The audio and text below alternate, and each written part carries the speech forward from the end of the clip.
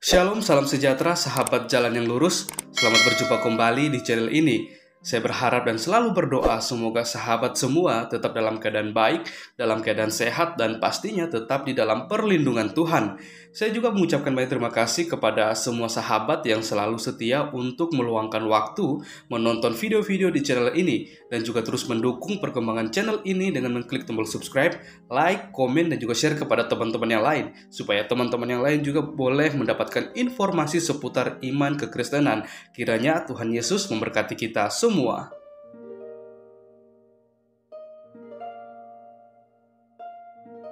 Sahabat yang diberkati dan dikasihi oleh Tuhan kita Yesus Kristus, di kesempatan kali ini kembali lagi kita akan bersama-sama menyaksikan suatu diskusi atau debat yang sangat menarik, di mana di dalamnya ada para apologet Kristen dan juga bersama dengan Ustadz Tsuma dan kawan-kawannya. Kita akan melihat serta menyaksikan bagaimana para apologet Kristen akan membantah dan juga mematahkan setiap argumentasi dan data-data yang dibawakan oleh Ustadz Tsuma bersama dengan kawan-kawannya. Karena lagi-lagi Ustadz Tsuma ini terus berkuar-kuar tentang iman kekristenan yang tidak dia imani. Bahkan juga dia banyak menjelaskan tentang ayat Alkitab yang dijadikan untuk sarana atau alat untuk menyerang iman kekristenan yang dia sendiri tidak mengerti dan memahami maksud dan tujuan dari ayat Alkitab yang dia pakai atau dia gunakan untuk menyerang iman kekristenan itu sendiri. Maka dari itu, tanpa berlama-lama, mari langsung saja kita simak videonya. Dan saya mempersilahkan untuk kita bisa memberikan komentar yang baik, positif, saling membangun, bukan untuk saling menjatuhkan satu dengan yang lain. Dan kiranya melalui video ini kita semua boleh dicerdaskan. Selamat menyaksikan, Tuhan Yesus memberkati. Begitu juga ketika ada orang mentuhankan Nabi Isa dalam Al-Quran, mengatakan anak Allah gitu ya. Maka Al-Quran menjawab subhanahu. Maksudnya apa? Maha suci Allah dari mempunyai anak gitu. Ya, tidak ada sekutu bagi dia. Jadi kalau ada Tuhan ya menjelma jadi seperti dewa-dewa misalnya, itu bukan lagi subhana. Karena apa? Sama dengan makhluknya. Makanya kalau di kita dalam Bible juga ya, baik itu perjanjian lama itu ya banyak seperti itu. Ya, misalnya kita pakai Mazmur, tidak ada seperti engkau di antara para Allah ya Tuhan, dan tidak ada seperti apa yang kau buat gitu loh. Juga Allah bukanlah manusia. Maksudnya apa itu? Biar orang tahu bahwa Allah itu maha suci gitu loh. Tidak seperti makhluk. Nah, seperti itu kalau di dalam Islam tentang maha sucinya Allah gitu ya. Oke, silakan. Ya, silakan dari pihak Kristen. Ya, silakan Pak Herdi ditanggapi. Ya. Jadi gini ya, Bro. Bro Tsuma memaparkan sedikit tentang kekudusan ya. Contoh seperti ini di dalam Torah, Tuhan menyatakan ya Israel adalah umatnya ya. Jadi Tuhan mengatakan Israel adalah umatnya yang kudus. Bahkan ketika berpuasa, puasa besar, sabat besar, Tuhan menyatakan kuduskanlah dirimu. Nah, kata kudus itu memang agak mirip dengan arti kata suci, tapi kudus itu ada pembanding, sama. Suci juga ada pembanding. Maksudnya kudus dari apa? Suci dari apa? Nah, di sini kan Allah kudusnya dari mana, sucinya dari mana tidak diketahui, tapi dinarasikan kudus dan suci. Nah, ini mungkin sesuatu yang keliru. Kayak gini ya, kudus, Israel itu dikuduskan ya dari antara seluruh bangsa. Artinya Israel itu dikhususkan. Dikuduskan dalam hal apa? Hal makannya, hal minumnya, hal ritualnya. Itu kudus. Ya, jadi terpisah dari adat istiadat kebanyakan bangsa-bangsa. Seperti itu pemahamannya, ya. Jadi, nah kalau Allah dikatakan kudus, kudus dari apa? Pembandingnya apa? Sedangkan Allah tidak pernah dibuktikan, ya kan? Saya rasa ini prematur, Bro. Nah, lalu suci, kesucian seperti apa? Ya, suci dari apa? Suci pembandingnya apa? Harus bisa. Nah, kalau sama seperti saya mengatakan saya jago main bola, kayak gitu ya.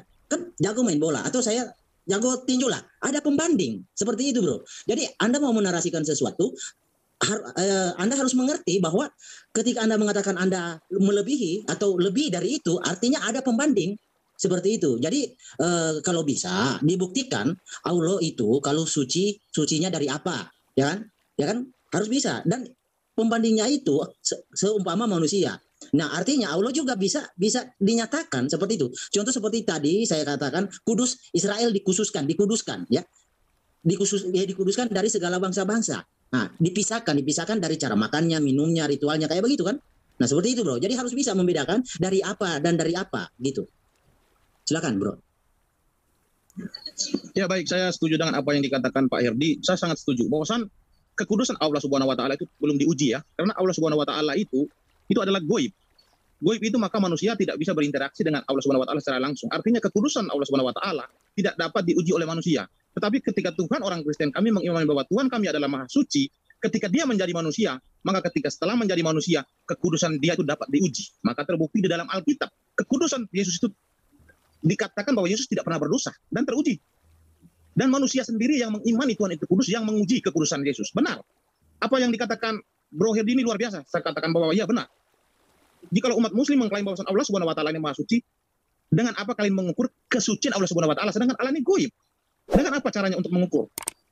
Tetapi kami sebagai orang Kristen 100% kami bisa menguji kesucian ataupun kemahasucian dalam diri Yesus. Berkaitan dengan Yesus disebut hina ataupun Yesus disebut terkutuk mati di kayu salib, umat Islam harus memahami dulu bahwa orang Kristen mengimani Yesus itu mempunyai dua sisi. Sisi keilahian dan sisi kemanusiaannya. Jika memang dikatakan dalam konteks mati terkutuk di dalam kayu salib, itu bukan berarti Yesus itu mati terkutuk, tetapi orang yang mati di dalam kayu salib itu adalah mati terkutuk. Tetapi ketika setelah Yesus disalib, maka istilah orang yang mati terkutuk di kayu salib itu tidak lagi, tetapi diganti menjadi melambangkan bentar saya lupa. Lebih menggenapi Amsal 21:18. Ya benar ya, lebih menggenapi itu. Jadi kalau berkaitan dengan maha suci, maka saya katakan ya Tuhan kami kesuciannya bisa diuji secara langsung. Tetapi Tuhan yang diimani oleh umat Muslim ketika mengklaim bahwa dia maha suci, tetapi tidak bisa diuji secara langsung. Ya itu yang bisa saya paparkan. Silakan. Ya silakan dari pihak Muslim. Berarti itu hanya Kristen itu bisa diuji. Silakan dari pihak Muslim. Mas Juma atau Mas Tata? Oke. Jadi dikatakan Allah itu suci dari apa? Dari segala kehinaan, dari segala kenistaan, dari segala kekurangan. Coba tunjukkan mana kekurangan Allah, mana kehinaannya Allah, mana kenistaannya Allah. Pertanyaan yang sama, apakah Anda mau ditunjukkan kehinaannya Yesus? Sementara dalil sendiri mengatakan Yesus itu hina. Kalau kemudian Anda mengatakan harus ada pembanding, tidak bisa. Allah Subhanahu wa taala tidak bisa dibandingkan dengan apapun. Tidak bisa, karena dia bukan makhluk. Yang bisa dibandingkan itu adalah makhluk. Allah pencipta langit dan bumi nggak bisa dibandingkan dengan apapun. Dia maha suci, namanya maha suci. Berarti dia tidak memiliki noda sedikit pun. Nah, kemudian ketika Anda mengatakan Tuhan kami adalah suci, maha suci karena bisa menyatakan diri. Dan bisa kemudian Tuhan yang umat Islam tidak bisa kemudian berhubungan dengan manusia. Anda keliru. Allah menerangkan di dalam Al-Quran. Allahu la ilaha illa wal hayyul qayyum. La ta'khuzuhu sinatu wa la naum. Jadi Allah Subhanahu wa taala itu adalah dia yang terus-menerus mengurus makhluknya. Dia tidak pernah istirahat, layaknya Tuhan di agama lain. Tuhan yang istirahat pada hari ke-7. Kalau Allah Subhanahu wa taala dia mengurus makhluknya, ya, tanpa putus-putusnya dia mengurus makhluk. Jadi yang membuat tangan Anda bergerak, bibir Anda bergerak, pita suara Anda mengeluarkan suara, dialah Allah. Yang membuat mata Anda berkedip, yang membuat Anda merasakan apa yang Anda rasakan saat ini, dialah Allah. Bukan Anda yang menggerakkan tangan Anda sendiri, tapi ada esensi di luar daripada kekuatan yang Anda punya, yang kemudian menggerakkan apa yang ada pada diri Anda. Dan itulah Allah Subhanahu wa taala. Kemahasucian Allah itu nggak bisa dibandingkan. Saking sucinya, tidak bisa dibandingkan dengan apapun. Nah, sekarang kalau Tuhan Anda dibandingkan antara Samson dengan Yesus, kelihatannya Samson lebih sakti. Nah, itu. Lalu kemudian kalau dikatakan bahwa Yesus itu maha suci, ya, belum ada nabi yang disebut sebagai nabi terkutuk di atas tiang salib. Hanya nabi Anda, hanya Tuhan Anda. Ya itulah kehinaan Tuhan Anda. Dan Anda katakan itu maha suci. Itu dari mana ke mana itu? Jadi Anda harus memahami suci, kudus dalam bahasa Arab, kados dalam bahasa Ibrani, agar paham maha suci itu apa maksudnya. Demikian. Ya, terima kasih. Silakan. Oke, jadi maha suci itu memang beda ya antara perjanjian lama dengan Kristen. Kalau kita pakai perjanjian lama dengan Islam sama. Jadi maha suci itu tidak ada bandingan, tidak ada perbandingnya. Misalnya Yesaya 49 ayat 18. Jadi dengan siapa hendak kamu samakan Allah dan apa yang dapat kamu anggap serupa dengan dia. Nah itulah. Ya, makanya dalam perjanjian lama itu Allah tidak mau turun ke bumi karena bumi ini tidak memuat kekuasaannya seperti 2 Tawarik 6:18 ya. Itu kan tidak mau turun. Nah, sehingga maha suci di situ tidak serupa dengan apapun, tidak mau jadi manusia, tidak mau turun ke dunia, tidak serupa dengan apapun gitu. Terus kata-kata Israel dikuduskan dari bangsa-bangsa. Maksudnya saat itu Israel itu dikuduskan karena umat pilihan, karena Allah mengutus nabi-nabi untuk mereka sehingga mereka mengenal Tuhan. Sedangkan di luar Israel saat itu Allah belum mengutus sehingga tidak kudus karena mereka tidak mengenal Tuhan. Di Arab sendiri masih menyembah Lata Uzza Manat. Nah, Israel saat itu kenapa kudus? Karena Allah mengutus nabi-nabi untuk mereka. Nah, terus Allah itu suci. Suci dari apa? Ya suci dari tadi itu. Tidak sama dengan apapun, tidak disekutukan, tidak mau jadi manusia. Allah bukan manusia, juga tidak mau turun. Tidak serupa dengan apapun. Itu yang dimaksud suci itu gitu. Oke, lanjut. Baik, terima kasih. Silakan dari pihak Kristen. Ayo Pak Herdi, silakan Pak Herdi. Oke, jadi gini ya kawan-kawan, saya kasih contoh. Ustadz Tata mengatakan saya ini jago nembak. Ya, tapi Ustaz Tata tidak tahu saya ini betul-betul jago nembak atau tidak. Ya kan? Nah, bisa saja Ustaz Tata ini ya, dia menjadi seorang yang bersaksi dusta karena dia tidak tahu keadaan saya lalu menarasikan saya seorang penembak, ya kan? Penembak gitulah dalam hal ini saya, ya kan? Nah, padahal saya sendiri bukan penembak. Nah, ini kan sesuatu kesaksian bohong. Tidak pernah bisa diuji. Nah, itu yang saya maksudkan, Bro. Jadi kalau Anda menarasikan Allah Subhanahu wa taala kudus, tadi sudah dijelaskan sedikit kata kudus itu memisahkan. Artinya ada pembanding. Suci juga seperti itu. Suci ada pembanding. Sucinya dari apa? Ya kan harus ada pembanding. Lalu Anda di sini bernarasi, Anda berdua menarasi suci kudus, tapi tidak ada data. Ya, tidak ada data, tidak ada bukti. Nah, artinya di sini Anda berdua seperti menarasikan suatu kesaksian bohong. Contoh seperti saya yang sudah saya contohkan tadi, Bro. Ya, bahwa Ustaz Tata menarasikan saya penembak gitu, tapi dia tidak tahu, saya tidak tahu nembak. Ya kan? Artinya kesaksian apa yang dinarasikan Ustaz Tata itu bohong, ya kan? Seperti itu yang kalian narasikan. Nah, berbeda dengan apa yang ada dalam keimanan kami. Yesus itu teruji, ya. Bahkan dalam Quran meskipun samar-samar dikatakan suci, ya kan? Seperti itu. Itu ada. Dibenarkan loh meskipun samar-samar dalam pemahamannya. Ya, tetapi berbeda dengan Allah. Kalian ini menarasikan sesuatu yang belum pernah bisa diteliti, belum pernah bisa diuji. Ya, bahkan tidak tahu di mana eksistensinya, ada atau tidak. Ya kan ini semacam kesaksian bohong, Bro. Silakan. Tambahkan, Bro. Ini, Bos. Ya, ini kalau saya mau mengatakan bahwasan analogi daripada Pak Hirdi ini sangat luar biasa ya. Memang ini dapat dipahami secara akal dan logika manusia, ya memang benar itu. Jadi berkaitan dengan kesucian Tuhan yang kami imani, yaitu khususnya orang Kristen, Yesaya 57 ayat 15 itu ya klaim dari Tuhan yang kami imani bahwasan akulah Allah yang maha tinggi dan maha suci yang hidup selama-lamanya. Aku tinggal di tempat yang tinggi dan suci, tetapi aku tinggal juga bersama orang-orang yang rendah hati dan yang bertaubat daripada dosa supaya aku dapat memulihkan keyakinan dan harapan mereka. Jadi Tuhan ini tinggal di atas tata yang tinggi bersama orang-orang kudus, artinya orang-orang suci. Lalu Pak Ustaz Tata mengatakan bahwasan Tuhan itu tidak pernah turun. Dari mana Ustaz Tata tahu? Tuhan yang diimani oleh orang Kristen itu ketika dia berbicara dengan Musa di Gunung Horeb dan Sinai itu, Tuhan turun dalam rupa awan dan api. Tetapi bukan Bapa itu yang turun, tetapi firman-Nya. Firman-Nya itu bisa terikat oleh ruang dan waktu, tetapi Bapa tidak bisa terikat oleh ruang dan waktu. Maka fungsi daripada firman ini untuk membuktikan kebenaran yang diklaim oleh Tuhan kami. Ketika Tuhan kami mengklaim bahwasan dia adalah maha suci, maka harus diuji oleh umatnya. Maka Tuhan berkata, ujilah aku jika kalian mau. Maka dengan berkata demikian, Tuhan membuktikan menjadi manusia supaya diuji oleh umatnya bahwasan dia adalah Tuhan yang benar. Jika kalian menemukan dalam diriku ada dosa, maka aku bukanlah Tuhan yang benar. Tetapi terbukti di dalam Alkitab, satu pun tidak ada yang kita temukan Yesus berdosa. Luar biasa. Pak Herdi luar biasa, silakan. Ya, sudah cukup. Silakan dari pihak Muslim. Mas Jumat, Baik. silakan. Oke, baik. Tadi saudara saya mengatakan Allah itu tidak ada. Ya, disebabkan karena mata Anda itu tidak bisa melihatnya. Ya, nah itu biarkanlah yang lain menilai pernyataan Anda itu. Nah, kemudian ketika Anda mengatakan di dalam Yesaya 57:15 atau apa yang diterangkan di dalam Yesaya 5 nomor 16 bahwa akulah Allah yang maha tinggi dan yang maha suci, yang hidup selama-lamanya. Aku tinggal di tempat yang tinggi dan suci, tetapi aku tinggal juga bersama-sama dengan orang yang rendah hati dan yang bertaubat daripada dosa, supaya aku dapat memulihkan keyakinan dan harapan mereka. Ini kenanya kepada Allah Subhanahu wa Ta'ala, bukan kepada Yesus. Nggak ada nyambungnya dengan Yesus ini. Ini Allah di tempat yang tinggi, makanya disebut Ta'ala. Lalu kemudian dia maha suci, makanya disebut Subhanah. Yesus mana ada pernah disebut seperti itu. Dia makhluk. Lalu kemudian ketika diterangkan dalam data Yesaya 57 nomor 15, dan di situ dikatakan bahwa tetapi aku tinggal bersama-sama dengan orang yang rendah hati. Apa maksudnya? Itu diterangkan di dalam Al-Qur'an surah Kaf ayat 16. Wa laqad khalaqnal insana wa na'lamu ma tuwaswisu bihi nafsu wa nahnu aqrabu ilaihi min hablil warid. Aku Allah lebih dekat kepada mereka daripada urat lehernya. Berarti Allah menyertai dengan orang-orang yang beriman. Bukan berarti wujudnya yang datang, tapi kemuliaannya, kebesarannya. Itu yang dimaksud. Tetapi ketika Anda mengatakan itu adalah Yesus, nah disitulah kelihatan bahwa Tuhan Anda tidak maha suci. Kenapa? Dia bercampur dengan manusia. Dia bercampur dengan tubuh manusia. Dia bercampur dengan kehinaan. Sementara tadi saya sudah menyampaikan bahwa yang disebut kados itu adalah tidak tercampur dengan yang lain. Nah, Tuhan Anda tercampur dengan makhluk bernama manusia. Berarti Tuhan Anda tidak maha suci. Atau Anda yang salah paham, ada manusia yang Anda kemudian anggap Tuhan. Itu yang benar. Jadi kalau misalnya Anda mengatakan bahwa di dalam kitab kami Allah itu maha tinggi, betul. Karena dia maha tinggi, maka dia tidak datang ke bumi. Karena dia maha suci, maka dia tidak hina. Lalu kemudian ada yang mengatakan Yesus itu tidak punya dosa. Dosa-dosa Yesus di dalam kitab Anda itu, entah itu betul atau tidak, itu terekam banyak kali di dalam kitab Anda. Nanti saya buktikan kalau Anda mau. Silakan. Adinda Tahta. Oke, jadi gini ya.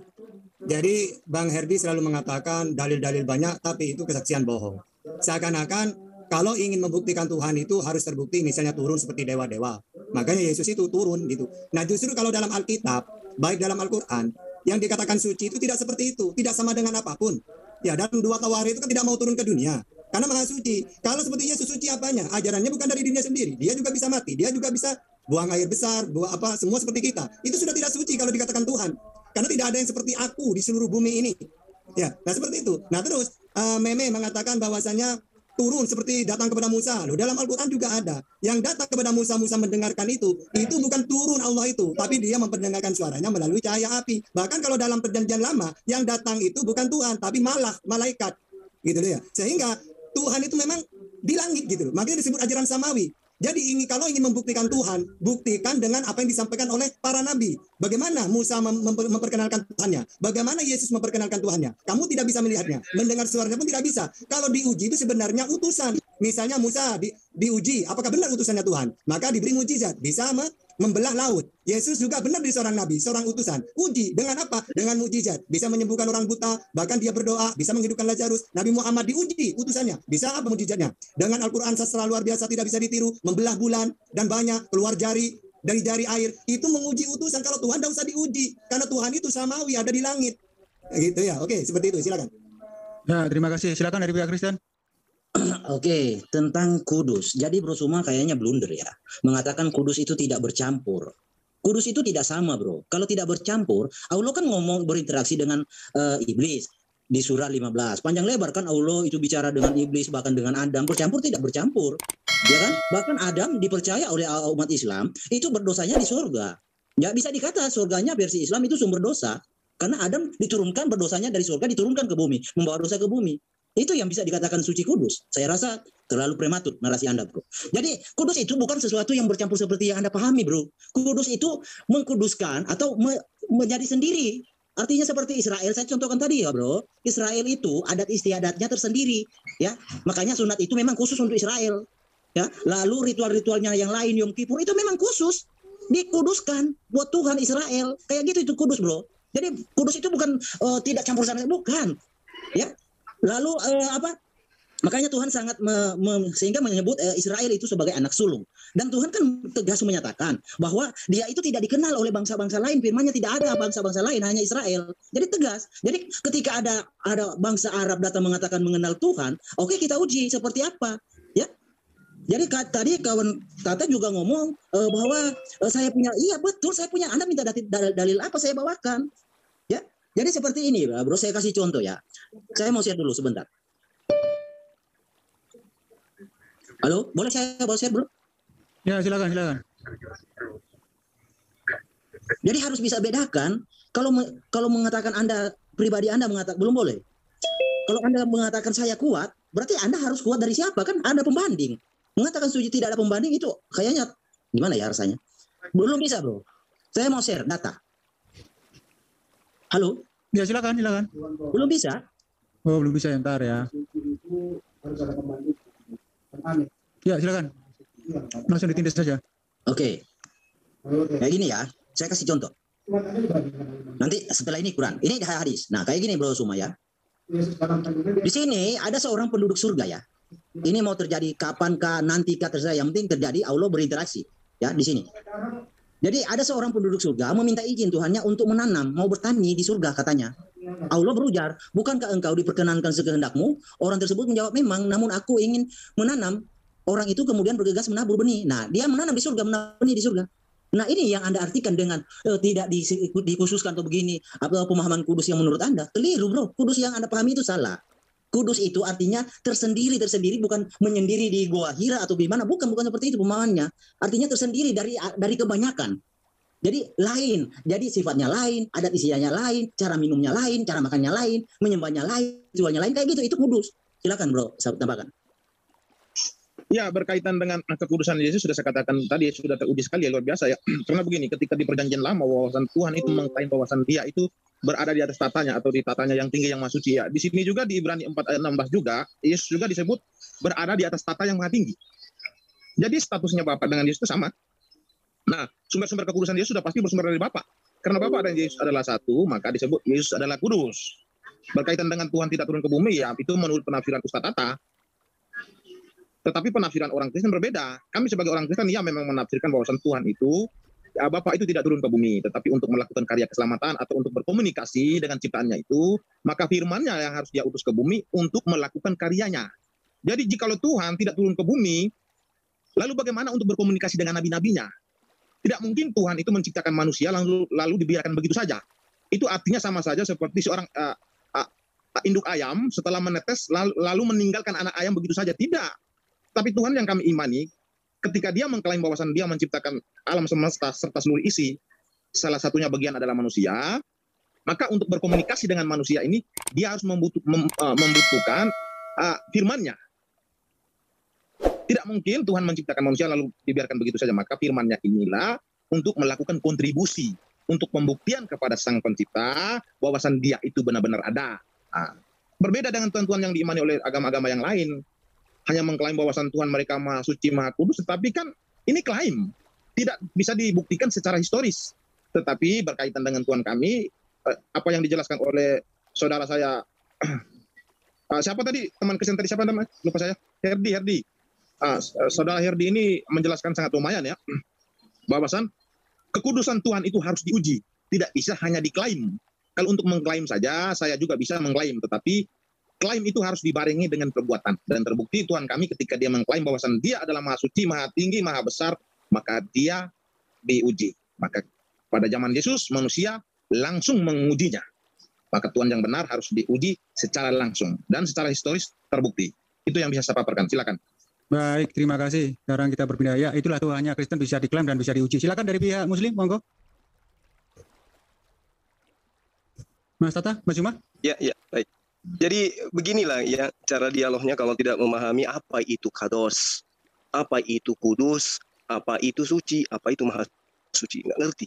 Jadi semua asal dihantam saja. Yang dikatakan di dalam bahasa Ibrani, julukan yang diberikan kepada Sang Tuhan, itu tidak tercampur dengan yang lain. Artinya kalau tidak tercampur dengan yang lain, bukan berarti definisinya Allah dengan Adam sama-sama di jannah. Bukan kayak begitu maksudnya. Yang dimaksud di sini adalah hakikatnya, pribadinya yang tidak bercampur. Sementara yang Anda anggap maha suci itu Yesus, manusia, Pak. Ya, bercampur dengan apapun yang ada pada diri manusia, kotoran, ya, air kencing, air liur dan semuanya. Itu mana sucinya? Itu di mana kesuciannya? Belum lagi kalau kita melihat data-data, bagaimana kemudian perbuatannya dia ketika dia hidup di dunia, ya, mengajak orang pergi ke pesta, kemudian merubah minuman menjadi anggur, lalu kemudian menghardi orang-orang dengan sebutan anjing, memanggil orang dengan sebutan goblok. Di mana sucinya orang kayak begini? Dari segi manusianya saja, dari caranya hidup saja, itu sudah kelihatan tidak maha suci. Dari silsilahnya saja, dari keturunan yang melakukan persinan, sudah kelihatan dia tidak maha suci. Dari segi dia, esensinya, hakikatnya sebagai manusia, sebagai makhluk saja, dia tidak suci. Lalu apanya yang suci Yesus itu coba? Apanya yang suci? Dari keturunan, dari silsilah sudah nggak suci. Kalau kita lihat dari Bible, perbuatannya sudah nggak suci, nggak mencerminkan sebagai orang sebagai esensi yang maha suci. Kemudian kehidupannya tidak kekal, pernah mengalami kematian, ternodai dia. Berarti maha suci yang mana yang dimaksud? Ya, kecuali kalau Anda berasumsi maha suci itu harus ada pembantu dan seterusnya, ya itu analogi yang Anda bangun kemudian karena tidak bisa menjabarkan kemahasucian Yesus itu yang mana. Kalau Islam sederhananya, Allah maha suci tidak ada titik noda bagi dirinya. Anda sampai bingung untuk menunjukkan nodanya itu di mana. Hanya Anda mengatakan, Allah itu tidak karena dia maha suci. Tidak bisa dia digambarkan dengan rupa makhluk. Karena makhluk itu sesempurna apapun pasti tidak sampai pada level kemahasucian. Siapa yang hebat di dunia ini menurut Anda? Manusia, Yesus. Anda mengatakan dia maha suci. Apanya yang maha suci? Kalau kemudian mengambil keledainya orang tidak pamit, tidak minta izin. Maha sucinya di mana itu? Coba, ngatain orang di luar dari golongannya dengan sebutan anjing. Apanya yang maha suci yang kayak begitu? Gak ada itu. Ya, siapapun yang namanya makhluk pasti punya kehinaan, pasti punya titik celah. Nah, itulah Allah tidak memiliki hal itu. Allah tidak mensifati sifat yang seperti itu. Demikian. Oke, saya tambah. Jadi kadang-kadang Herdi itu benar ya. Memang makna kudus itu tersendiri. Ini sama dengan perjanjian lama tentang menyifati Tuhan. tidak ada yang seperti aku, tidak mau turun, tidak serupa dengan apapun. Kalau dalam Islam, laisa kamitslihi syai'un, mukhalafatul lil hawadisi, qiyamuhu bi nafsihi. Nah, itu sama seperti perjanjian lama tentang Tuhan. Nah, kalau sudah tidak tersendiri, maksudnya seperti dewa-dewa turun, ya, lalu dia berperang, membela rakyatnya, gitu. Orang-orang ini bukan ajaran samawi sudah. Nah, terus Tuhan kata Meme harus turun, ya, untuk komunikasi. Apa bedanya dengan dewa-dewa? Komunikasi dengan manusia. Nah, kalau Tuhan Yesus enggak. Kata Yesus, Tuhannya ada di surga. Kalau ada 2 orang berdoa, maka doa akan dikabulkan oleh Bapakku di surga. Makanya kata Yesus, aku akan pergi kepada Bapakku dan Bapakmu, Allahku dan Allahmu. Sehingga memang sifatnya Tuhan seperti itu, seperti yang dikenalkan Musa, Yesus. Kamu tidak bisa melihatnya, mendengar suara pun tidak bisa. Apakah pernah orang saat itu minta bukti ke Yesus? Buktikan Yesus, kalau Tuhanmu itu ada. Seharusnya dia bisa berkomunikasi seperti dewa-dewa sana, turun jadi manusia. Apakah pernah ada orang mengatakan seperti itu seperti kepada Yesus? Kalau ada, maka kata Yesus, kamu tidak bisa melihatnya, mendengar suaranya pun tidak bisa. Nah, itu Tuhan yang benar gitu ya. Oke, lanjut. Ya, terima kasih Mas Tata dan Mas Uma. Ya, demikian tim Muslim telah menunjukkan bahwa Yesus tidak suci. Untuk selanjutnya silakan dari pihak Kristen untuk menunjukkan Yesus itu suci. Monggo, Pak Fadol, silakan. Jadi mungkin kita akan pahami apa itu kata suci. Jadi kata suci itu bro, bukan saya sudah cuci bersih tangan saya lalu pegang tanah jadi kotor itu sudah tidak suci. Jadi kata sucinya itu bukan berkaitan tentang itu. Kata suci itu berbicara tindakan, ya, tindakan apa yang dilakukan orang tersebut, ya. Lalu tentang perkataan, ya, itu hati itu. Jadi kata suci mencangkut itu. Lalu tentang Yesus menyatakan keturunan ular beludak, ya, atau apa mengatakan dia Tuhan, hak dia yang menghakimi. Makanya di dalam iman kami, kemana Bro? Oke, jadi soal seperti yang Bro kutip itu Yeremia. Oke, saya berterima kasih Anda mengatakan itu Yesus yang berkata di Yeremia 22 ya. Dia menghakimi adalah hak prerogatif Tuhan. Ya. Ingat, menghakimi adalah hak prerogatif Tuhan. Lalu tentang kesucian, lalu Anda mengatakan Yesus itu lahir dari keturunan pesina atau apalah, ya. Bukan tentang garisnya, tetapi tentang orangnya, Bro. Bisa dipahami ya? Jadi orangnya. Lalu Anda mengatakan Yesus mencuri keledai. Itu bukan mencuri. Kalau orang mencuri nggak minta izin. Ya, orang mencuri mah diam-diam aja. Dia ambil diam-diam baik kan. Nggak perlu lapor. Ini ada, beritahukanlah Tuhan mau membutuhkan. Tuhan mau membutuhkan. Itu ada sepengetahuan. Jadi bukanlah pencurian itu, Bro. Lalu gini ya. Allah Subhanahu wa taala dari tadi saya tekankan kepada Anda berdua. Allah suci dari siapa? Dari apa? Kudus dari siapa? Dari apa? Harus punya tekanan, ya kan? Nah, sedangkan di sini Allah saja tidak bisa Anda buktikan, ya.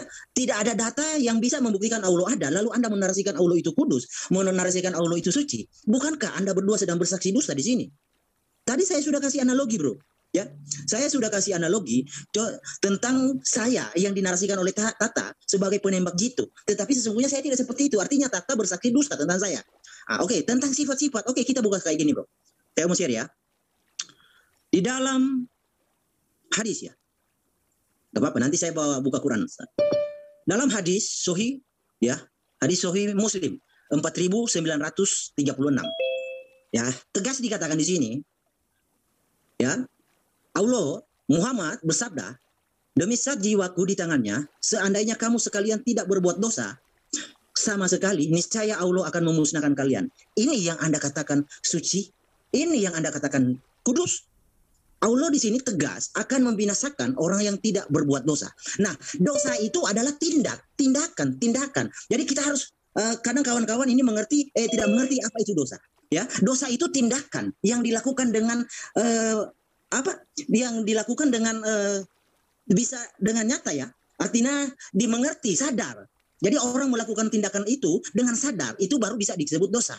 Ya. Jadi dosa itu tindakan yang dilakukan dengan sadar. Nah, di sini Allah menarasikan bahwa siapa saja yang tidak berbuat dosa sama sekali, niscaya Allah akan memusnahkan.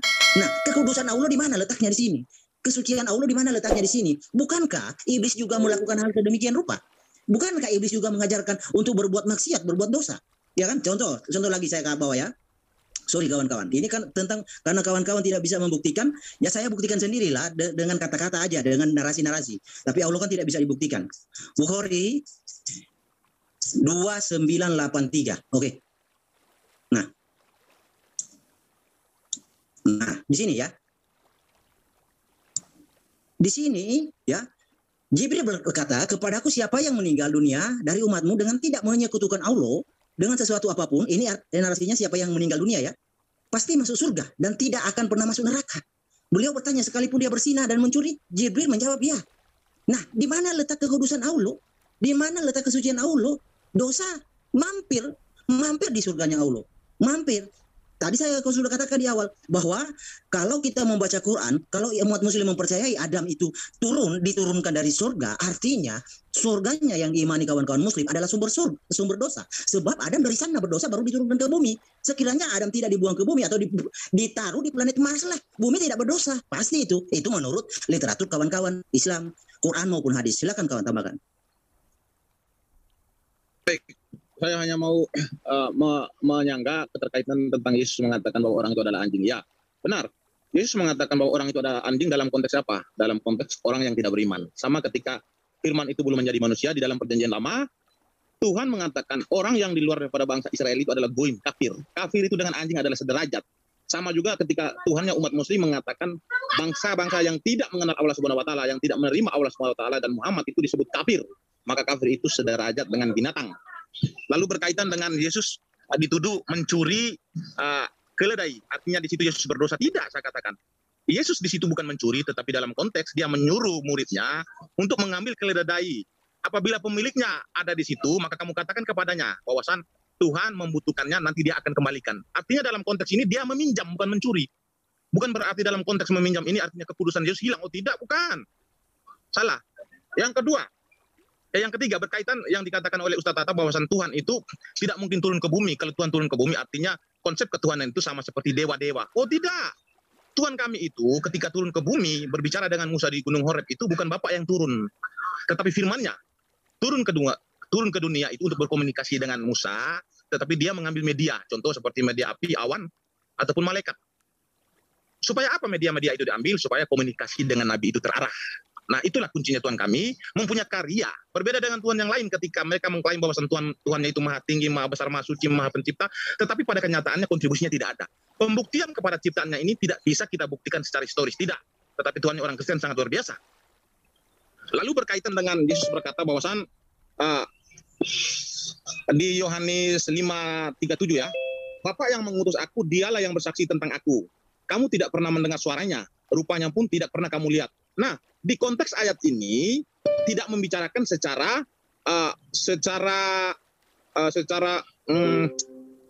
umum. Tetapi di sini konteksnya itu berbicara secara khusus. Kita baca selanjutnya. Kenapa Yesus mengatakan, Bapa yang mengutus aku, dialah yang bersaksi tentang aku, kamu tidak pernah mendengar suaranya. Rupanya pun tidak pernah kamu lihat. Nah, ayat selanjutnya kita baca. Dan firman-Nya tidak menetap di dalam dirimu. Sebab kamu tidak percaya kepada Dia yang diutusnya. Jadi, jika orang yang tidak percaya kepada Yesus, maka jangankan suara Tuhan, rupanya pun tidak akan kamu lihat. Tetapi jikalau orang yang percaya kepada Yesus, maka orang tersebut akan mendapatkan penglihatan ataupun mendengar suaranya. Dan terbukti ketika Yesus terangkat ke surga, Paulus adalah orang yang percaya, maka ketika dia mau berjalan menuju ke Damsyik, maka Yesus datang dalam kemuliaannya, dia menunjukkan kemuliaan kepada Paulus dengan berbicara, Paulus, akulah Yesus yang engkau aniaya itu. Maka di sini terbukti bahwasan orang yang bisa mendengar suara Tuhan hanyalah orang yang percaya. Tetapi orang yang tidak percaya, mereka tidak akan pernah mendengar suara Tuhan. Itu yang bisa saya paparkan. Mungkin ini yang terakhir, karena saya mau keluar. Terima kasih buat Bang Jul, Ustaz Tata, terutama kepada saudara saya, siapa tadi? Lupa saya ini. Tata. Herdi. Saudara saya Pak Herdi, luar biasa Anda. Saya senang nanti besok kita boleh join lagi. Dan juga kepada moderator luar biasa. Terima kasih semua. Terima kasih Mas Mimi. Demikian ya teman-teman, dari pihak Kristen telah mempertahankan bahwa Yesus itu suci dengan berbagai argumen. Sekarang waktu dari pihak Muslim untuk mengcounter ataupun menegaskan bahwa Yesus tidak suci. Silakan Ustaz Tata ataupun Ustaz Juma, monggo tafadhol. Oke, baik. Jadi sayang sekali ya bahwa bumbu-bumbu yang kemudian disampaikan oleh dua narasumber ini itu tidak berdata, tidak berdalil. Ya, dia mengambil maha suci dalam bahasa Ibrani kados, bahasa Arab kudus, di mana ini dimaksud adalah tidak tercampur dengan adanya sesuatu yang memiliki kehinaan, memiliki kelemahan. Nah, itulah Allah menyebut dirinya Al-Malikul Quddus, Maharaja yang maha suci. Nah, sekarang mana dalilnya? Yesus Maha Suci di mana? Dalilnya itu di mana dalilnya? Di Bible, Perjanjian Lama, Perjanjian Baru, atau di mana dalilnya? Nggak ada. Nggak ada dalilnya. Yesus disebut guru yang baik saja, Yesus menolak. Kenapa? Karena hanya ada satu yang baik, yaitu Dia yang Maha Suci, yang mengutus Yesus, Al-Malikul Quddus. Nah, kalau tidak ada dalilnya kemudian bahwa Yesus itu Maha Suci, berarti apa yang kemudian mereka pertontonkan ini beberapa menit? Ya hanya asumsi saja. Tidak ada pernyataan Yesus Dia Maha Suci, tapi dianggap Maha Suci. Itulah tadi pagi saya katakan di grupnya teman Kristen bahwa itulah hebatnya Kristen. Membuat sebuah konsep, membuat sebuah aturan yang tidak tertulis. Kalau orang Yahudi ada konsep tertulisnya, tapi dia tidak jalankan. Kalau Kristen tidak ada konsep tertulisnya, tapi dia nyatakan gitu. Kebalik. Tapi kalau Islam tertulis dan dilaksanakan. Ketika Allah diterangkan Al-Malikul Quddus, maka coba tunjukkan ke sisi kehinaannya itu di mana coba. Pada hakikatnya Dia. Ada tidak titik celah terhadap pribadinya Allah, hakikatnya Allah? Tidak ada. Tidak ada yang bisa menunjukkan. Seperti misalnya, oh Tuhanmu tidur, Tuhanmu ketakutan, Tuhanmu kelaparan, Tuhanmu dibunuh. Ada tidak terhadap Allah seperti itu? Tidak ada. Nah bagaimana dengan sembahan-sembahan yang lain? Ada yang tertidur, ada yang kelaparan, ada yang mengutuk tumbuh-tumbuhan, pohon ara, ada yang mati dibunuh manusia. Jadi Maha Sucinya di mana? Nggak ada. Makanya tidak pernah dikatakan Yesus itu sebagai kudus. Nggak pernah. Dia hanya disebut sebagai Mesias, Nabi yang diutus kepada Bani Israel. Demikian. Baik, silakan Mas Tata. Oke, saya meluruskan hadis-hadis tadi ya. Jadi gini, Allah membinasakan orang-orang yang berdosa. Maksudnya itu mengganti. Karena gini, Allah itu mempunyai sifat Ghafur, pemaaf. Maka pemaaf di sini bahwasanya ada surga, ada neraka, ada penghuninya. Surga bagi orang-orang yang taat kepada Allah. Neraka bagi pendosa. Andaikan dunia diisi dengan orang-orang yang taat, maka oleh Allah akan diganti. Yang mana manusia ini ada yang berdosa, ada yang baik. Gitu loh. Karena kalau semuanya baik, maka neraka akan kosong. Itu maksudnya gitu.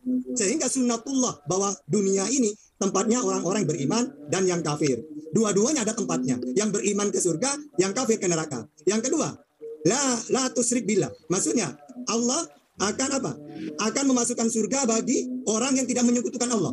Maksudnya walau saroko, walau zina. Maksudnya apa? Surga itu punya kunci. Kuncinya adalah la ilaha illallah. Tidak menyekutukan Allah.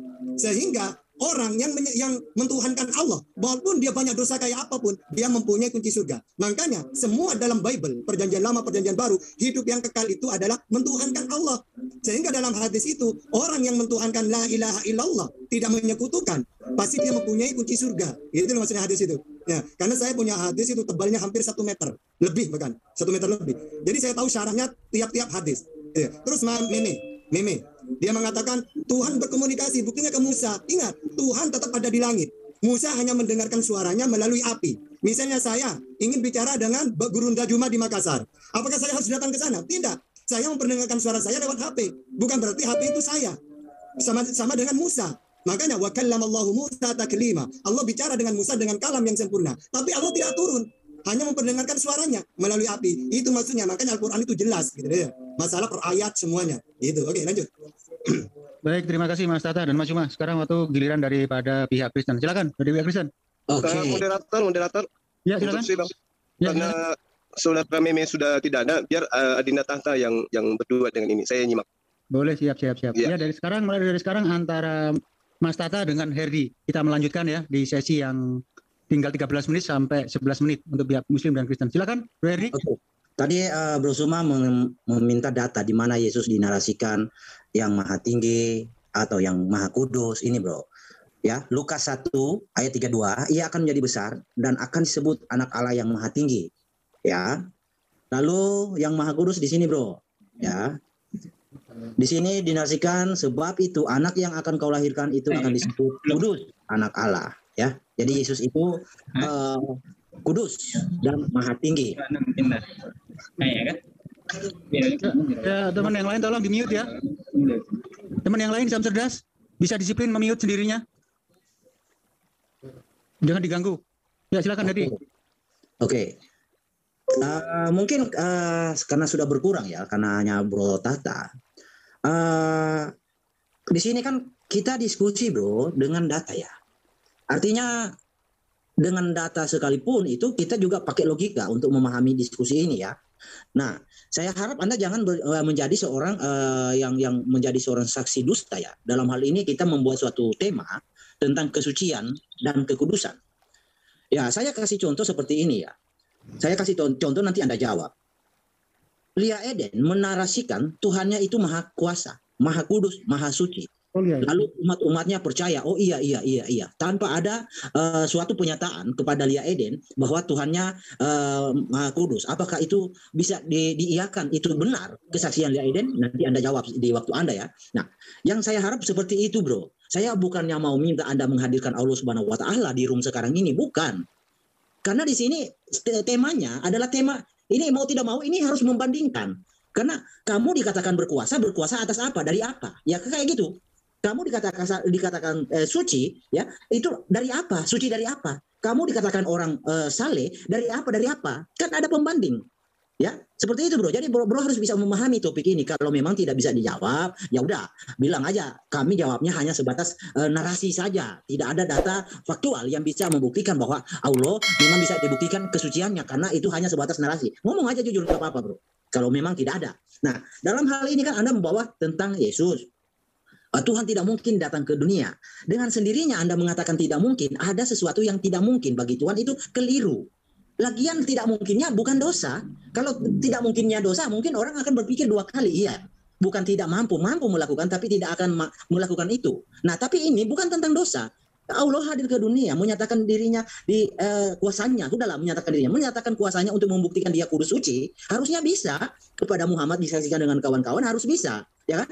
Tapi Anda mengatakan tidak mungkin. Nah ini sesuatu yang keliru bagi Allah Anda yang sembah itu, karena ada ketidakmungkinan, artinya ada keterbatasan bagi Allah untuk hadir. Mungkin alasannya begini, saya nggak tahu, tapi sesuatu yang Anda narasikan itu mendiskreditkan bahwa Allah itu tidak maha kuasa, tidak maha solusi untuk menyatakan dia ada. Karena kan harus dengan narasi kawan-kawan sampai kayak giling-giling kan bernarasi begini begono ya kan. Semua itu bro, kalau kita bawa dalam fakta persidangan, narasi itu tidak bisa diterima karena memang itu suatu kesaksian yang tidak ada buktinya, hanya sebatas asumsi. Silakan. Ya, silakan Mas Tata, nggak tahu ya dia ngomong apa tadi ngecopros nggak karu-karuan. Silakan Mas Tata. Jadi gini, ketika Nabi Muhammad menceritakan tentang Allah, lalu orang-orang Quraisy penyembah berhala menanyakan, Muhammad seperti apa sih Tuhanmu itu? Buktikan dong. Lalu dijelaskan dengan sifat-sifatnya. Qul huwallahu ahad. 1. Allahu samad. Lam yalid walam yulad. Walam yakul lahu kufuwan ahad. Dengan itu. Jadi apa? Tidak sama dengan apapun. Tidak dilahirkan, tidak beranak, tidak beranakan. Tempat menggantung segala sesuatu. Sama seperti ketika Yesus memperkenalkan Tuhannya. Ditanya seperti apa Tuhanmu Yesus? Sama seperti Al-Quran. Laisa kamitslihi syai'un. Kamu tidak bisa melihatnya. Mendengar suaranya pun tidak bisa. Nah ini membantah keyakinan orang pagan yang mana caranya Tuhan itu benar harus dibuktikan dengan turun. Yesus tidak bisa menceritakan Tuhan seperti itu. Tapi menceritakan bahwa Tuhan itu tidak bisa dilihat, tidak bisa didengar, tidak mau turun, tidak sama dengan apapun. Sehingga kalau kamu protes kepada Islam bahwa Tuhan itu harus ada bukti, emangnya Yesus membuktikan Tuhannya harus turun gitu? Enggak kan? Itu pemahaman Herdi sama seperti pemahaman orang-orang di luar Samawi. Jadi Tuhan itu harus berkomunikasi. Nah kalau ditanyakan kepada Nabi Muhammad, ditanyakan kepada Yesus, sama jawabannya. Tidak akan turun.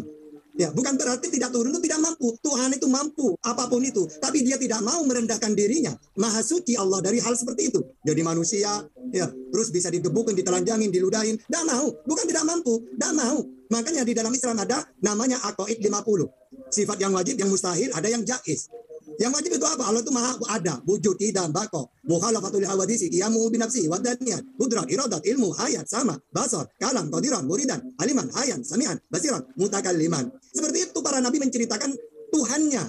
Kalau harus turun, apa bedanya dengan dewa-dewa yang bisa turun, membuktikan, berkomunikasi? Nah, tapi kalau Tuhannya Yesus, Tuhannya Musa, Tuhannya Nabi Muhammad, tidak seperti itu. Tidak sama dengan apapun. Jadi bukan berarti tidak kuasa, tidak mau. Menurut dalil-dalil yang dibawa semua para nabi. Gitu ya, oke lanjut. Ya, silakan Her. Oke, jadi kalau tidak mau, atas dasar apa Anda mengatakan Allah itu suci? Atas dasar apa Anda mengatakan Allah itu kudus? Bukankah Anda menarasikan kata kudus dan suci itu ada pembanding? Lalu dari mana Anda mau membandingkan Allah sedangkan Allah itu tidak pernah bisa dibuktikan? Nah ini kan diskusinya kayak apa ya? Nggak imbang bro. Lalu Anda mengatakan Allah tidak mau. Tidak maunya kenapa? Tidak maunya dia tidak maha kuasa atau bagaimana? Tidak maunya dia tidak punya solusi atau bagaimana? Ya kan harus ditegaskan, harus dijelaskan. Jadi tidak maunya itu karena apa? Takut bumi hancur. Ya kalau takut bumi hancur, saya rasa itu minim solusi, bro. Ya kan? Kalau Allah datang ke dunia takut bumi hancur, saya rasa Allah minim solusi. Karena pasti yang Maha Kuasa itu limpah dengan solusi. Dia pasti akan punya cara untuk datang hadir membuktikan di hadapan Muhammad dan kawan-kawan tanpa menghancurkan bumi, tanpa membunuh Muhammad, pasti dia punya solusi. Kalau dia Maha Kuasa. Tapi kalau dia minim solusi, ya kan dipertanyakan Maha Kuasanya di mana? Nah, ini topik kita yang kita bahas ini adalah topik mau tidak mau harus ada pembanding, harus ada data yang tersedia. Saya kasih contoh. Jadi kalau suci itu bukan karena dipukul atau bukan. Saya kasih contoh kayak gini ya. Anggaplah Muhammad Allah. Lalu ketika perang Muhammad Allah nggak bisa itu. Iya, contoh ini analogi. Nggak level, nggak bisa, nggak boleh itu. Jangan itu. Oke, anggaplah Muhammad apa ya? Apa ya? Muhammad itu yang manusia, nggak bisa berubah apapun. Ya, ini analogi contoh, nggak apa-apa, bro. Ya nggak bisa nyontoh begitu. Lah iya, oke. Kalau nggak bisa, ini lebih parah lagi. Lalu kalian menyatakan kesucian Allah ini atas dasar apa? Nggak ada datanya, nggak ada buktinya. Ya udah, artinya untuk dijawab, untuk membuktikan. Sebentar, ini jadi Anda menarasikan artinya seperti bersaksi dusta. Seperti saya kasih contoh tadi, Ustaz Tata mengatakan saya penembak gitu. Padahal saya bukan penembak gitu. Kan Ustaz Tata kan bersaksi bohong tentang saya. Sama seperti Ustaz Tata menarasikan dengan bersumma menarasikan Allah itu kudus, Allah itu suci. Sedangkan tidak ada data yang menyatakan bahwa Allah itu bisa dibuktikan kudus dan suci. Ini kekeliruan buat saya. Silakan. Ya, silakan. Jadi gini ya. Jadi untuk membuktikan Allah ada adalah dalil. Dalil dalam Islam, dialah pencipta langit dan bumi. Nah, Herdi harus tahu sifat-sifatnya Tuhan. Saya bawakan kalau dalam Al-Quran laisa kamitslihi syai'un. La yudrikul absar, gitu ya. Itu dalam Al-Quran. Nah, sekarang Herdi harus tahu sifat-sifatnya Tuhan. Biar apakah nanti setelah baca sifat-sifat ini, apakah nanti Tuhannya Israel itu tidak mampu? Nah, coba kita pertama ada dalil gini. Tidak ada yang serupa dengan Allah. Mazmur 868. Tidak ada seperti engkau di antara para Allah ya Tuhan, dan tidak ada seperti yang kau buat.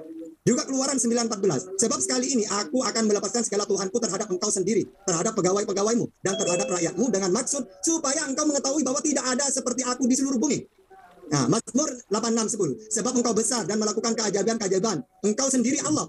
Nah, Yesaya juga ada seperti itu ya. 40:18. Markus 12:29 juga gitu. Nah, kedua, Allah itu kekal. Nah, artinya apa? Goib. Keluaran 33:20. Lagi firman-Nya, engkau tidak tahan memandang wajahku sebab tidak ada orang yang memandang aku dapat hidup. Yohanes juga 5:37. Bapa yang mengutus aku, dialah yang bersaksi tentang aku. Kamu tidak pernah mendengarnya. Apakah berarti dia tidak kuasa turun? Dalam Yohanes 5:37 juga gitu. Bapa yang mengutus aku.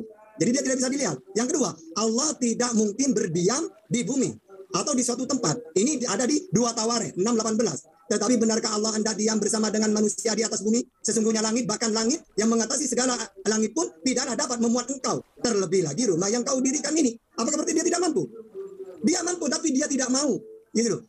Juga 1 Raja-Raja 8:27. Tetapi benarkah Allah hendak diam di atas bumi? Sesungguhnya langit, bahkan langit yang mengatasi segala langit pun tidak dapat memuat engkau. Terlebih lagi rumah yang kau dirikan. Allah bukanlah manusia. Bilangan 23:19. Allah bukanlah manusia. Bukan berarti dia tidak mampu, tapi memang semua dalil dalam kitab suci Allah itu tidak sama dengan apapun. Dia kekal, goib, tidak bisa dilihat, tidak mau turun, bukan manusia. Itulah Tuhan itu. Jangan kamu mengatakan dengan semua sifat-sifat dalam Alkitab itu berarti Tuhan tidak mampu. Tuhan yang benar seperti dewa seharusnya. Itu pemikiran kamu, tapi pemikiran Alkitab tidak seperti itu. Gitu ya. Oke, lanjut. Ya, silakan Edi. Oke, kayak gini ya. Anggaplah Muhammad itu orang suci. Anggaplah orang suci, orang kudus. Nah, ketika dia berperang di perang Uhud, lalu lawannya merontokkan giginya, apakah kekudusan kesucian Muhammad berkurang? Tidak. Jadi kudus suci bukan soal dia dipukul atau gimana, bukan seperti itu ya. Jadi seperti pemahaman kawan-kawan. Jadi kekudusan ini kan anggap ya, andai kata. Jadi kekudusan Muhammad meskipun ditonjok, lalu giginya copot, itu nggak berkurang, bro.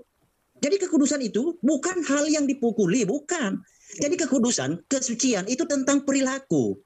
Ya, kudus suci itu tentang perilaku. Lalu kamu mau mengatakan saya kudus, saya suci, lalu kamu tidak keluar kamar, bagaimana cara membuktikannya? Kamu kudus, kamu suci. Ya kan? Jadi Allah ini semacam seseorang yang mengurung diri di dalam kamar, tidak keluar-keluar, tetapi dia pakai mic atau apalah, lalu keluar di toa, lalu mengumumkan saya suci, saya kudus. Tapi tidak pernah dibuktikan. Tidak ada orang yang bisa menyatakan atau ada saksi mata menyatakan oh iya dia suci kudus, ya perilakunya seperti ini. Karena suci kudus itu tentang perilaku, tindak tanduk, tentang hati, tentang ucapan. Seperti itu bro. Jadi Anda kalau tidak bisa membuktikan Allah itu suci kudus dengan data, kalau hanya sekedar sebatas klaim bro, ya saya rasa seperti Lia Eden satu level bro. Ya. Jadi jangan Anda marah kalau ada Gulham Nabi dari India menyatakan begini begono, sama bro posisinya. Karena memang tidak bisa dibuktikan, hanya sebatas asumsi saja. Seperti itu bro. Jadi monggo tolong Anda bisa memahami alur topik ini bagaimana. Ya, karena memang alur topik ini harus ada pembuktian, pembanding. Anda angkat kesucian, Anda berkata menyatakan, oh ya saya kudus. Tapi Anda tidak keluar kamar. Berkata mengatakan saya suci. Anda tidak keluar kamar, Anda ngurung diri di kamar. Lalu gimana caranya orang bisa tahu Anda kudus dan suci? Ini kekeliruan berpikir yang harus Anda ubah ya. Karena sesuatu yang Anda narasikan, sesuatu yang Anda nyatakan, proklamirkan harus bisa Anda buktikan. Seperti itu bro. Ya, silakan Mas Tata. Oke, jadi gini. Ketika Tuhannya Yesus hanya ada di langit, kalau ada dua orang berdoa, doa dikabulkan oleh Bapakku yang di surga. Apakah berarti kamu mendustakan Tuhannya Yesus? Sama ketika umat Islam ditanya, seperti apa Tuhanmu tahta? Ar-Rahmanu alal arsis tawa, di langit. Tidak akan turun, sebagaimana di dalam perjanjian lama. Apakah berarti Islam dengan Yesus salah? Karena tidak membuktikan Yesus bahwa Tuhannya turun seperti dewa. Jadi kalau kamu menyalahkan Islam, salahkan juga Yesus. Karena ketika Yesus memperkenalkan Tuhannya ada di langit, di surga. Kenapa cuma Islam yang kamu katakan Tuhanku tidak mampu, tidak bisa dibuktikan? Padahal Yesus sendiri tidak bisa membuktikan Tuhannya. Kata Yesus, tidak bisa dilihat, tidak bisa didengar. Justru, kalau kamu mengatakan, masa Tuhan mengurung diri? Ya nanya ke Yesus. Yesus kalau tidak bisa dilihat, tidak bisa didengar. Dia bicara melalui kamu, melalui Musa. Mengurung diri Tuhan seperti apa itu? Seharusnya kamu protes ke Yesus juga. Jangan ke Islam. Karena Tuhannya Islam dengan Tuhannya Yesus sama. Nah, sedangkan yang kamu inginkan Tuhan itu seperti dewa. Misalnya Dewa Wisnu turun menjadi si Rama, si Krishna. Apakah maunya kamu seperti itu? Kalau maunya seperti itu, jangan mentuhankan Tuhannya para nabi. Seperti Tuhannya Muslim, Tuhannya Yahudi, Tuhannya Yesus, Tuhannya Musa. Karena semua Tuhannya para nabi itu, Tuhan itu di langit. Makanya disebut samawi. Gitu ya? Gitu Herdi. Oke, lanjut. Oke. Jadi gini ya bro. Tuhan itu tidak seperti. Jadi tidak sepertinya dalam hal apa? Dalam hal kekuatan, dalam hal sucinya, dalam hal kudusnya, bukan dalam hal wujudnya. Oke, dalam pemahaman kita memang berbeda, ya. Dalam iman kekristenan, ya, Tuhan itu menciptakan manusia menurut gambarnya. Itu jelas dan tegas. Jadi, halo? Ya, lanjut. Oke. Jadi pemahaman kita memang tidak bisa dipaksakan, berbeda karena memang Allah itu tidak sama seperti ini tapi nggak tahu penjelasannya tidak sama seperti apa, seperti wujud atau apa, sedangkan data-data menyatakan Allah itu berinteraksi dengan manusia. Manusia itu ojo kagetan kan? Artinya Allah itu sama seperti mereka. Sekiranya Allah itu nampak dalam bentuk yang aneh, udah pasti manusia itu lari terbirit-birit karena melihat sesuatu yang aneh. Karena kenapa di situ tidak lari? Karena memang secara logika akal sehat manusia pasti wujudnya sama. Tapi nggak apa-apa lah kalau Anda tidak akui itu. Ya jadi begini ya bro, Tuhan tidak sama itu bukan berarti tidak sama seperti manusia, wujudnya manusia ini, ya bukan begitu. Yang tidak samanya apa? Sikapnya, tindak tanduknya. Makanya kekristenan itu menekankan hukum yang terutama itu adalah tentang kasih, ya perbuatan, sikap, tindak tanduk, ya seperti itu. Jadi yang tidak sama itu bukan rupa, bukan wujud, bukan, tapi sifat, karakter, itu yang tidak sama. Jadi bedakan. Jadi Tuhan kami itu berbeda karakternya, sifatnya berbeda. Dia unggul dari segala yang ada di dalam dunia ini. Unggul. Contoh, dia unggul, dia bangkit dari kematian. Makanya dia disebut juru selamat, juru kunci maut. Lalu kalau Anda mau menyatakan diri juru selamat, menyelamatkan apa? Dari mana? Lalu Anda dikatakan juru maut, juru kunci maut. Dari mana? Orang menyatakan Anda juru masak, harus bisa masak. Bro Tata mau menyatakan juru kunci, harus bisa membuat kunci. Harus bisa. Lah kalau Allah menyatakan juru maut, juru apa semua. Ya, waktumu sudah mencapai, sudah habis capresmu. Silakan Mas Tata. Oke. Oke. Jadi yang dikatakan suci kalau melalui kitab-kitab suci samawi itu tidak sama dengan makhluknya. Kalau makhluknya itu kalau Tuhan bisa serupa dengan makhluk itu bukan tidak suci. Itu bisa dikatakan tidak suci sudah. Karena dalam Alkitab suci di situ maksudnya tidak sama dengan apapun, tidak mau turun, dia kekal, dia roh, maksudnya apa? Goib tidak bisa dilihat. Nah, terus Jadi Allah itu segambar. Maksudnya segambar itu sama dengan di hadis. Innallah khaliqu Adam ala suratihi. Allah menciptakan Adam sesuai gambarnya. Maksudnya apa? Ketika Allah maha melihat, manusia juga bisa melihat. Allah berbicara, manusia bisa bicara. Bukan berarti Allah seperti manusia. Gitu. Terus, juru selamat harus bisa menyelamatkan. Iya, para nabi itu bisa menyelamatkan. Kalau Yesus, kalau kamu ingin selamat, tuhankanlah Allah. Inilah hidup yang kekal. Mereka mentuhankan Allah. Mengenal Yesus yang kau utus. Kalau dalam Islam, apa? La ilaha illallah Muhammadur Rasulullah. Atau kullu ummati yadkhulul jannah illa man aba. Kata Rasulullah, umatnya Nabi Muhammad semuanya pasti masuk surga. Kecuali yang tidak mau. Siapa yang tidak mau? Mereka yang tidak mentuhankan Allah. Coba nanya ke Yesus. Yesus, saya ingin kekal. Siapa yang harus saya tuhankan? Allah. Tidak mungkin. Aku. Tidak mungkin. Jadi semua para nabi itu ajaran keselamatan. Nah coba sekarang, saya nanya ke Yesus. Selamat itu mentuhankan siapa? Pasti kata Yesus, Allah. Nanya ke Nabi Muhammad. Bagaimana caranya selamat? Mentuhankan Allah. Sama. Ya, jadi kata-kata suci itu Allah tidak sama dengan makhluknya. Makanya di dalam Islam ada kholik, ada makhluk. Kholik adalah pencipta, makhluk adalah diciptakan. Dari tidak ada menjadi ada. Saya tidak ada, lalu ada, makhluk. Yesus tidak ada, lalu ada. Itu namanya makhluk.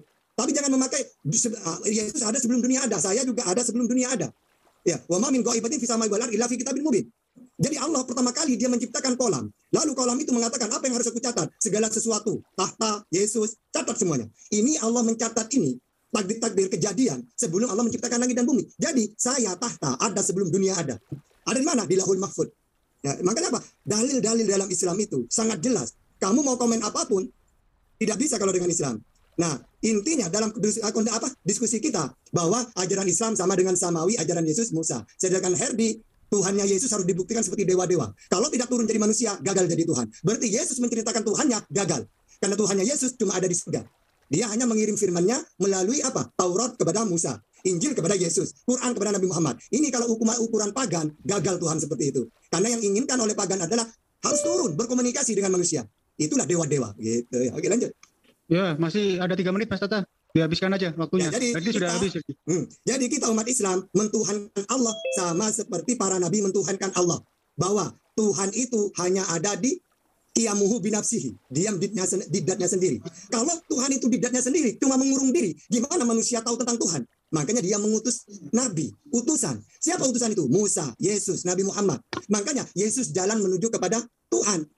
Musa jalan menuju Tuhan. Nabi Muhammad jalan dan kebenaran sama seperti Yesus. Saya tahta tidak akan mengenal, tidak akan sampai kepada Allah tanpa melalui Nabi Muhammad. Begitu juga orang Israel tidak akan mengenal Tuhan yang benar tanpa melalui Musa, Yesus. Kenapa Nabi di luar Israel tidak mengenal Tuhan? Karena saat itu Allah tidak mengutus Nabi untuk mereka. Nah, Allah hanya mengutus Nabi-Nabi ke Israel. Sehingga Israel umat pilihan. Jadi semua para Nabi adalah jalan dan kebenaran. Kenapa benar? Karena menyampaikan firman Tuhan. Apa yang kusampaikan sesuai apa yang aku dengar. Wa ma yantiqu anil hawa in huwa illa wahyu yuha. Allamahu syadidul quwa. Jadi Allah tidak mau turun. Lalu bagaimana Tuhan mengenal dirinya? Dengan 3 cara. Wa ma kana li basyarin ayyukallimahullahu illa wahyan aw min wara'in hijab aw yursila rasulan fa uhiya ilaihi. Jadi Allah memperkenalkan dirinya. Bicara dengan manusia tidak turun, tapi dia melalui Musa, melalui Nabi Muhammad, melalui Yesus. Tiga-tiganya diberi firman wahyu, ajaran. Makanya ajaranku bukan dari diriku sendiri, tapi dari Allah yang mengutus aku. Caranya aku menerima wahyu sama seperti Muhammad, sama seperti Musa. Gitu caranya. Udah capek. Oke, ya. Masih 1 menit 30 sekian detik. Barangkali Mas Juma mau menambahkan 1 menit setengah. Mas Juma? Ya, baik. Sahabat yang terkasih di dalam nama Tuhan Yesus, kita bersama-sama telah menyaksikan keberlangsungan diskusi atau debat antara para apologet Kristen bersama dengan Ustadz Suma dan kawan-kawannya. Dan kita bisa melihat bagaimana para apologet Kristen sangat luar biasa dipakai Tuhan dengan hikmat yang berasal daripada Tuhan, sehingga mereka bisa membantah serta mematahkan setiap data dan juga argumentasi yang dibawakan oleh Ustadz Suma bersama dengan kawan-kawannya. Karena lagi-lagi Ustadz Suma ini selalu berkuar-kuar tentang ayat Alkitab yang dia gunakan, dia tafsirkan sesuai dengan pemikiran sendiri untuk menyerang iman kekristenan, di mana dia sendiri banyak menyanggah, bahkan melontarkan suatu tuduhan bahwa Yesus bukanlah Tuhan, Yesus hanya seorang manusia biasa, dan bla bla bla. Banyaklah yang dia katakan tentang Yesus Kristus seperti itu. Akan tetapi kita bisa melihat bagaimana para apologet Kristen pada akhirnya bisa membungkam Ustadz Suma dengan data-data yang valid yang bisa dibuktikan kebenarannya, sehingga hal itu membuat Ustadz semua pada akhirnya kesurupan menghujat. Karena kalau kita melihat Ustadz Suma ini ketika dia sudah merasa sedang terpojok dan sudah tidak seperti sudah tidak tahu apa-apa, dia akan melakukan banyak cara untuk menyerang teman lawan debatnya supaya dia ini berpikir supaya dia merasa bahwa dia yang sedang memimpin perjalanannya debat seperti itu kan. Tetapi hal itu tidak berlaku untuk para apologet Kristen ketika mereka bisa dengan baik mematahkan setiap data bodong yang dibawakan oleh Ustadz Tsuma. Karena apa? Karena setiap data yang dibawakan Ustadz Tsuma itu semuanya itu berasal dari sumber-sumber yang menurut iman kekristenan itu sesat dan tidak dipercayai seperti itu. Apalagi ketika Ustadz Tsuma membawakan satu ayat Alkitab yang dia comot dan dia gunakan hal itu untuk menyerang iman kekristenan, semuanya itu berdasarkan dengan sumber data dan juga tafsiran dia yang saya sendiri melihat bahwa dia tidak mengerti dan dia dan juga tidak memahami akan hal itu. Apalagi berbicara tentang kalau kita mendengar apa yang disampaikan oleh Ustadz Tsuma tentang bahwa Yesus itu bukan Tuhan, dia seorang utusan seperti itu. Dia mengutip dari Yohanes, ya, dari Injil Yohanes, tetapi Ustadz Tsuma dia hanya mengambil satu ayat dan dia tafsirkan dengan menggunakan buku-buku tafsiran yang itu tidak sesuai dengan apa yang dituliskan atau dituliskan di dalam ayat Alkitab itu sendiri. Karena kalau kita melihat apa yang disampaikan oleh para apologet Kristen, semuanya itu sebenarnya tidak perlu lagi dibantah atau tidak perlu lagi itu disanggah oleh Ustadz Tsuma, karena yang sesungguhnya atau yang benar bagaimana ketika para apologet Kristen itu membawakan setiap data yang berdasarkan sumber-sumber yang benar, sumber-sumber yang berkaitan dengan ayat Alkitab dan tafsiran-tafsiran yang bisa membuktikan atau bisa kita mengerti dan mengetahui arti, maksud dan tujuan dari penulisan ayat tersebut. Ya, begitulah. Tetapi kita hanya bisa berdoa supaya Ustadz Tsuma bersama dengan kawan-kawannya, mereka ketika mereka membaca Alkitab, mereka mencari kesalahan supaya mereka dipertemukan dengan kebenaran itu sendiri dan mereka bisa melihat bahwa kebenaran dan keselamatan yang sejati hanya ditemukan di dalam nama Tuhan Yesus. Dan kita berdoa untuk teman-teman para apologet Kristen dimanapun mereka berada, supaya mereka terus dipakai Tuhan untuk menjadi garam, terang, berkat bagi setiap orang yang belum mengenal akan Yesus Kristus seperti itu. Oke teman-teman, sekian video saya di hari ini. Semoga video ini boleh mencerdaskan kita semua supaya kita juga memiliki pemahaman yang baik tentang iman kekristenan. Sekian video saya di hari ini, sampai berjumpa di video saya yang selanjutnya. Tuhan Yesus memberkati.